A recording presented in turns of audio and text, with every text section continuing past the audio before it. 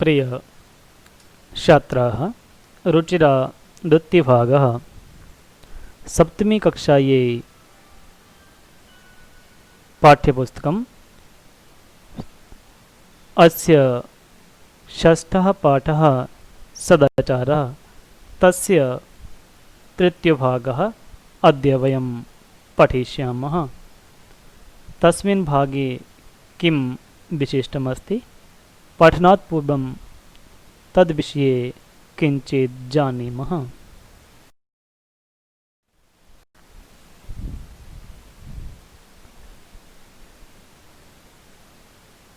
परोपकारः पुण्याय पापाय परपीडनम। यहाँ पे गुरु उपदेश दे रहे हैं कि दूसरों की भलाई से व्यक्ति पुण्य को प्राप्त करता है और परपीडनम दूसरों को दुख देने से व्यक्ति पाप का भागी बनता है या पाप को प्राप्त करता है। अतः हमें हमेशा परोपकार के कार्य ही करने चाहिए। सदाचार का नियम है। इदानीम् अस्य भागस्य पाठ्यवस्तु विषये जानीमः। तत्र किं विशिष्टमस्ति। सदाचारः अच्छा आचरण। प्रस्तुत पाठ के इस भाग में बताया गया है कि समाज में सौहार्दमय वातावरण बनाने के लिए हमें सदा माता पिता अपने से श्रेष्ठ लोगों व बड़ों की मन कार्य और वाणी से सेवा करना आवश्यक है। साथ ही अपनी आयु के समकक्ष मित्रों से कभी भी झगड़ा नहीं करना चाहिए। समाज में प्रत्येक व्यक्ति के इस तरह व्यवहार से परस्पर मेलजोल और सौहार्द को बढ़ाया जा सकता है। अतः सामाजिकता विकसित करने के लिए अपने से बड़ों का सम्मान, अपने से सम्मान वालों के साथ मित्रता और छोटों से स्नेह करना अनिवार्य है। यही सदाचार का नियम है। इदानीम् अस्य भागस्य पाठ्यवस्तुं जानीमः। तत्र किं विशिष्टमस्ति।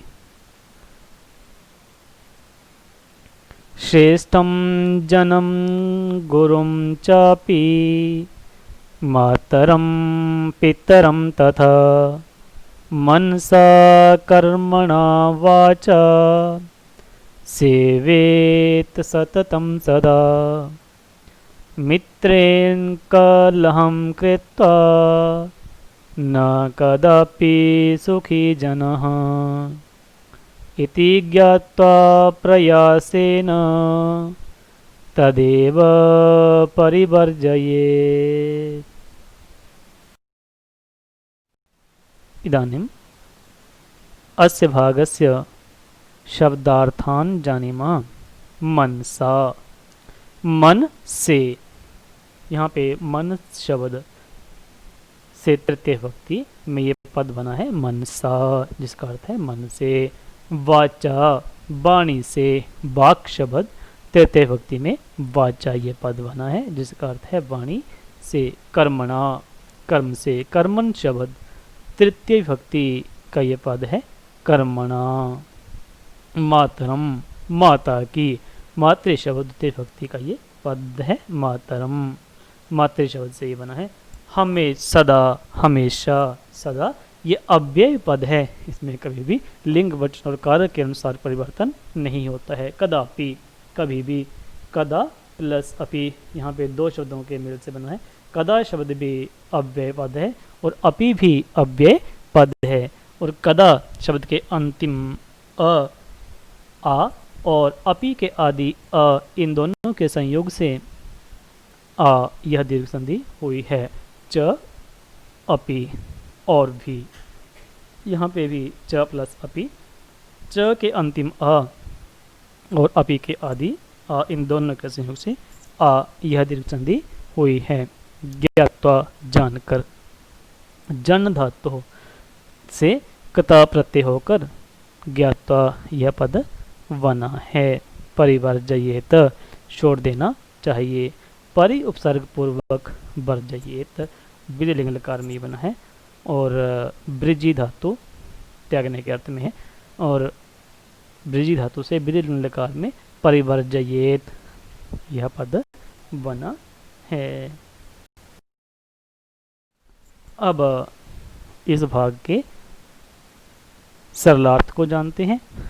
सरलार्थ पहले की तरह शुरू में हिंदी और अंत में संस्कृत। पुनः श्लोक।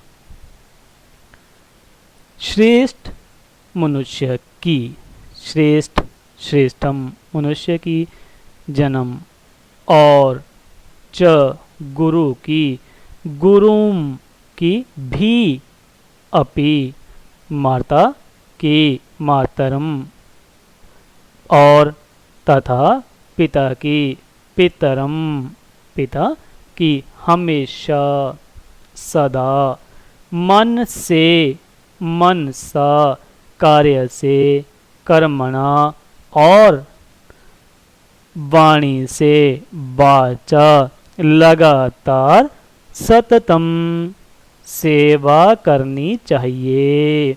चाहिए के अर्थ में विधि लिंग लकार, इसलिए सेव धातु से सेवेत, सेवा करनी चाहिए, सेवेत। अब इन पदों से यहाँ पे हम ध्यान से देखें तो ये पूरे के पूरे 24 वर्णों से बने हुए ये पद हैं। अब यदि प्रत्येक भाग में इस पूरे इन श्लोक को हम देखें तो इसमें 8 8 8 श्रेष्ठम जन्म गुरुम चापी, ये इसमें 8 वर्ण हैं और अगले में भी 8 अक्षरों के मेल से ये पद बना है। 8 मातरम पितरम था, यहाँ पर भी 8, मनसा कर्मणा वाचा, यहाँ पर भी 8, सेवेत सत्यम सदा। यदि इन शब्दों पर दिए गए शब्दों को 8-8 के क्रम में छंद के नियम के अनुसार हम रखते हैं तो ये श्लोक बन जाता है। अनुष्टुप छंद का ये श्लोक है और इनको क्या है, श्रेष्ठम जन्म गुरुम पहले रख दिया, चापी को जोड़ दिया, बाद में रख दिया, मातरम पितरम तथा पितर अंत तथा को अंत में ले गए क्योंकि यहाँ पे 8 शब्द बनाने के लिए। मनसा कर्मणा वाचा, मनसा कर्मणा वाचा इनको हम क्रम में लिया है और सेवेत सत्यम अंत में सदा को जोड़ दिया। इस प्रकार ये श्लोक बन गया है। श्लोक बनाने, इस तरह के शब्दों से श्लोक बनाने के लिए हमें छंद जो उसमें प्रयुक्त हुआ है उसी के अनुसार शब्दों को रखना होता है। यहाँ पर अनुष्टुप श्लोक षष्ठम गुरु गेयम सर्वत्र लघु पंचमम।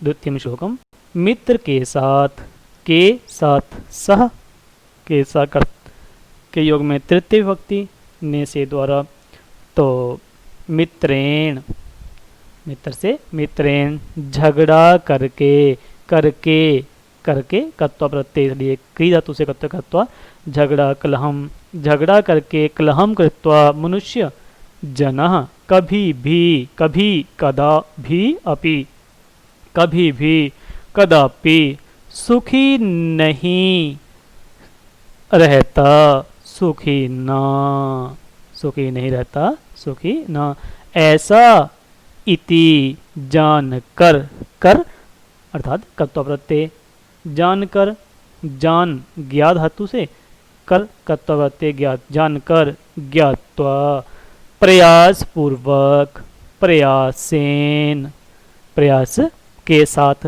प्रयास पूर्वक या प्रयास के साथ, तो साथ के योग में तृतीय विभक्ति, प्रयासेन, उसको तदेव त्याग देना चाहिए। चाहिए के अर्थ में विधिलिंग लकार है, इसलिए परिवर्जयेत, त्याग देना चाहिए, परिवर्जयेत। अब इन पदों से यहाँ पर भी 24 अक्षर हैं, 24 अक्षरों को 8-8 के क्रम में रखने से अनुष्टुप छंद बनता है।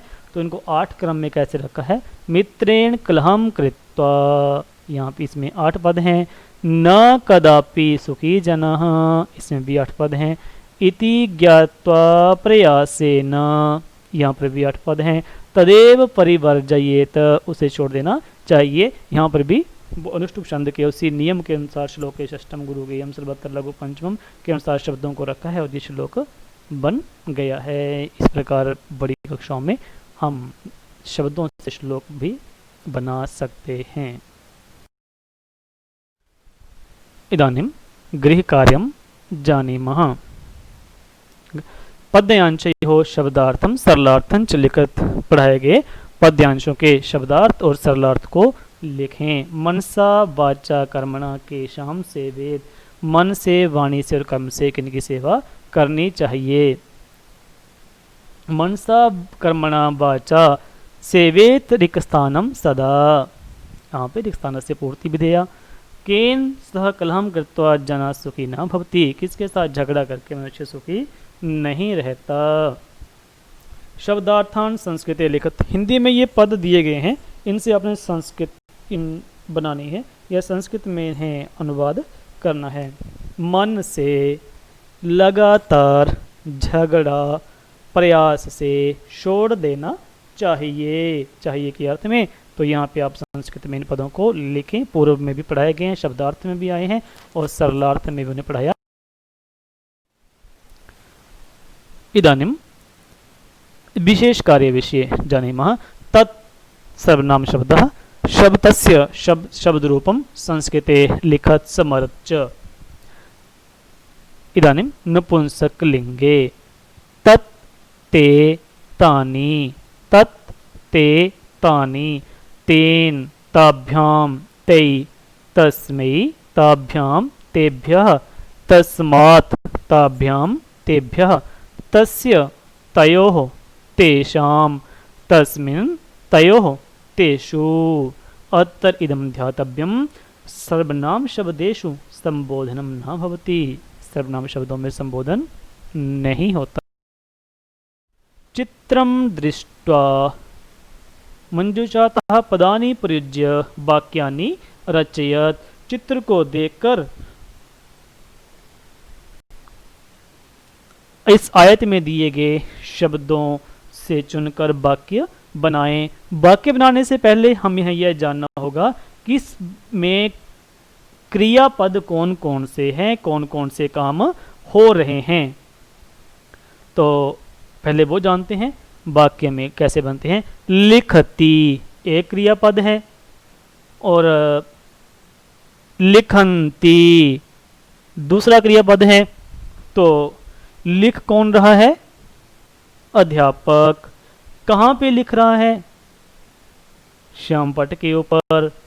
तो अध्यापकः श्यामपट्टे लिखति। उसके बाद इसमें सह शब्द भी आया है। वह क्या कर रहा है?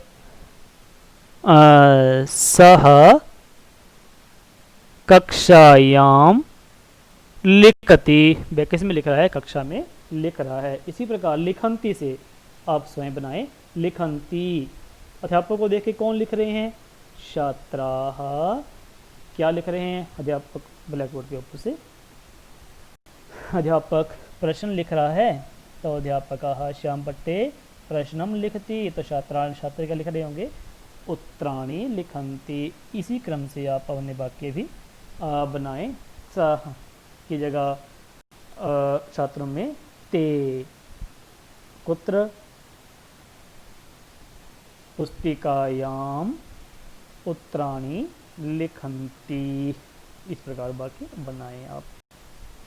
ये आपकी किताब का 7वां प्रश्न है। अनेन साकम् अद्यतनीय पाठ्यवस्तु पूर्णतां याति।